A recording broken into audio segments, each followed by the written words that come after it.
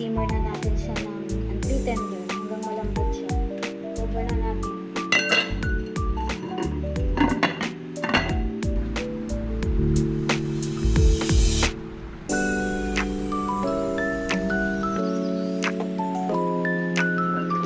So ayan, since nag-boil na siya, isi-simmer na natin siya until tender, around 40 to 45 minutes.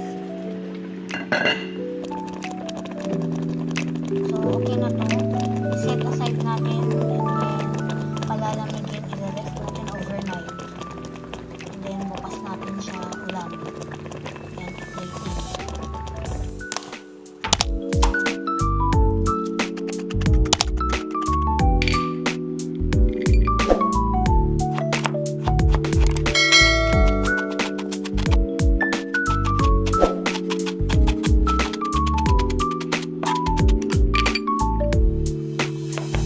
What country are you from? I will be happy if you write in the comments if you made it here. Leave a blue heart emoji in the comments, so I know.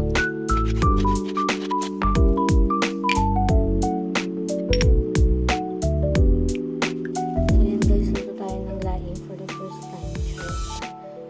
Meron tayong dried na taro leaves. Meron na tayong fish sauce, bagong na alamang or shrimp paste, ginger, garlic, onions, chopped na liempo, and yung lemongrass. And syempre, meron tayong coconut cream. So, luto na tayo. So, alam niyo naman ang lagi kong ginagawa is gusto ko na pini-pre-boil to para ma-render yung fat until mag-oil siya.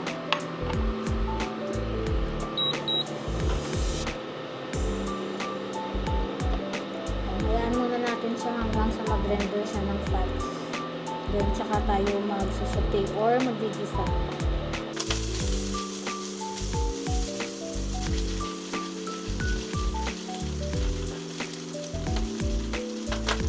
Nag-render na siya ng fats. Lagyan na natin yung onions and ginger.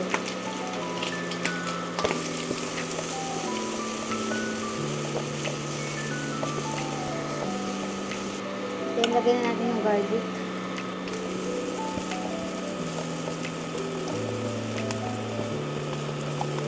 dagdag pampalinamnam din kasi yung na-render na fat galing sa pork, kaya madalas ganun ginagawa ko. Lalagay na natin yung shrimp paste.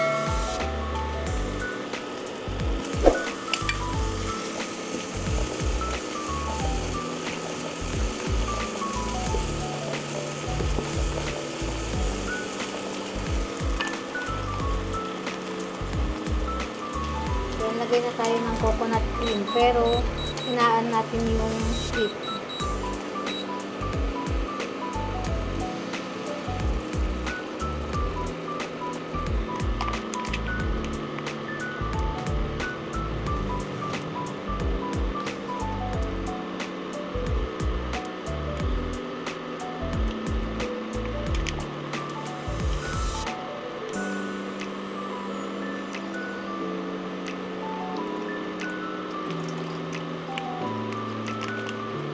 Then, lagay na natin yung lemongrass.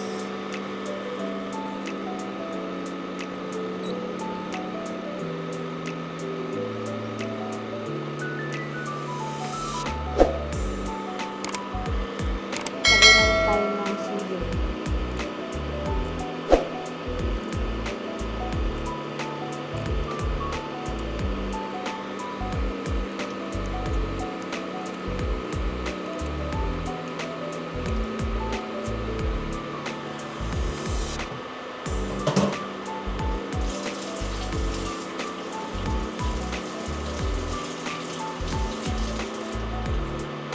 By the way, yung pork na nilagay ko kanina guys, sinison ko na yun ng salt and pepper ha. Tayin lang muna natin siyang kumulo, and then nalagay na natin yung taro leaves.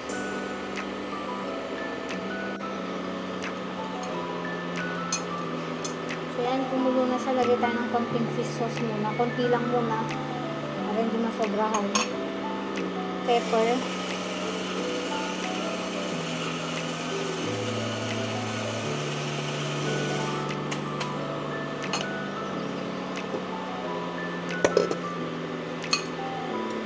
Then, tatanggalin na natin to guys. Yung lemongrass. Lagyan na natin yung taro leaves.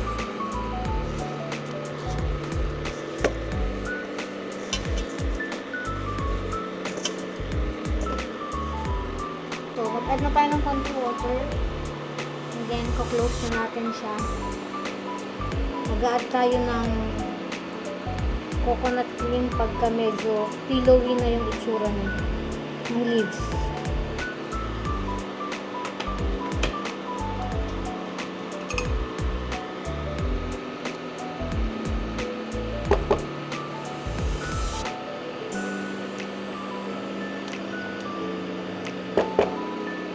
Yan, takpan ko muna to guys.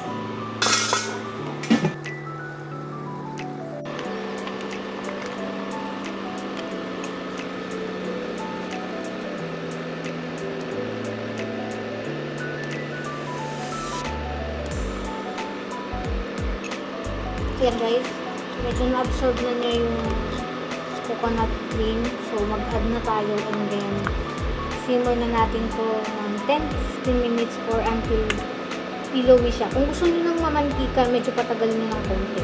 Kung gusto niyo ng creamy lang, around 10 to 15 minutes.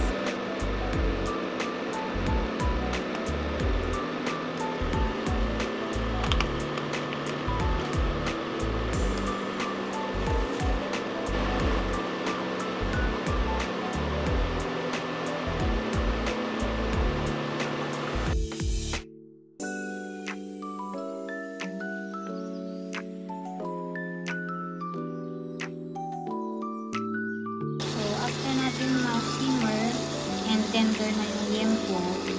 So, rinay ko naman siya ngayon.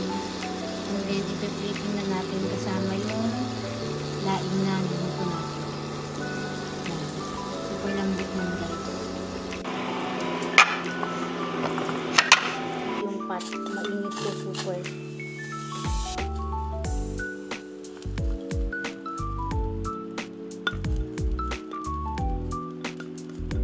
Rice cook adobo. Ganito siya kalambot.